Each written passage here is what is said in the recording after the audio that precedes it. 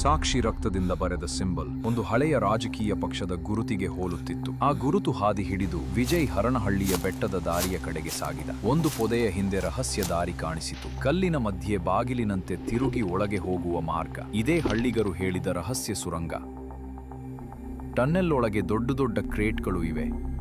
ಅವುಗಳ ಮೇಲೆ ಒಂದೇ ಗುರುತು, ರಾಜಕೀಯ ಪಕ್ಷದ ಸಿಂಬಲ್. ಇದು ಕೇವಲ ಸ್ಮ್ಯಾಗ್ಲಿಂಗ್ ಅಲ್ಲ, ಚುನಾವಣೆಯ ಹಣದ ಅಡಗು ಸ್ಥಳ. ಹಿಂದಿನಿಂದಲೇ ಬೆಳಕು ಬಂತು. ಮೂವರು ಒಳಕ್ಕೆ ಬಂದರು. ಅವರಲ್ಲಿ ಒಬ್ಬನು ರಾಮಚಾರಿಯ ಮನುಷ್ಯ. ವಿಜಯ್ ಸಿಕ್ಕಿಬಿದ್ದನೆಂದು ಭಾವಿಸಿದ. ವಿಜಯ್ ಶಾಂತವಾಗಿ ಪಕ್ಕದ ಹಾದಿ ಹಿಡಿದು ಹೊರಹೋಗಲು ಪ್ರಯತ್ನಿಸಿದ. ಆದರೆ ಗೋಡೆಯ ಮೇಲೆ ವಿದ್ಯುತ್ ತಂತಿ ಹಾಕಲಾಗಿತ್ತು. ಯಾರೋ ಈ ಮಾರ್ಗವನ್ನು ಕಾಪಾಡುತ್ತಿದ್ದರು. ಇನ್ನೊಂದು ತುದಿಯಲ್ಲಿ ಹೊರಬಂದಾಗ ಒಂದು ನದಿಯ ದಡ ತೆರೆದಿತು. ನೀರಿನಲ್ಲಿ ದೋಣಿಗಳು ಸಿದ್ಧವಾಗಿದ್ದವು. ಇವುಗಳಲ್ಲೇ ರಾತ್ರಿ ಅಕ್ರಮ ಸರಕು ಸಾಗಿಸುತ್ತಿದ್ದರು. ಹಠಾತ್ ಹಿಂಭಾಗದಿಂದ ಒಂದು ಧ್ವನಿ ಕೇಳಿಸಿತು. ವಿಜಯ್, ನೀನು ಈ ದಾರಿಯಲ್ಲಿ ಬರಬಾರದು. ವಿಜಯ್ ತಿರುಗಿ ನೋಡಿದ. ಆ ಧ್ವನಿ ಯಾರದು? ಮುಂದೆ ಏನಾಗುತ್ತದೆ ಎಂದು ನೆಕ್ಸ್ಟ್ ಎಪಿಸೋಡಲ್ಲಿ ನೋಡೋಣ.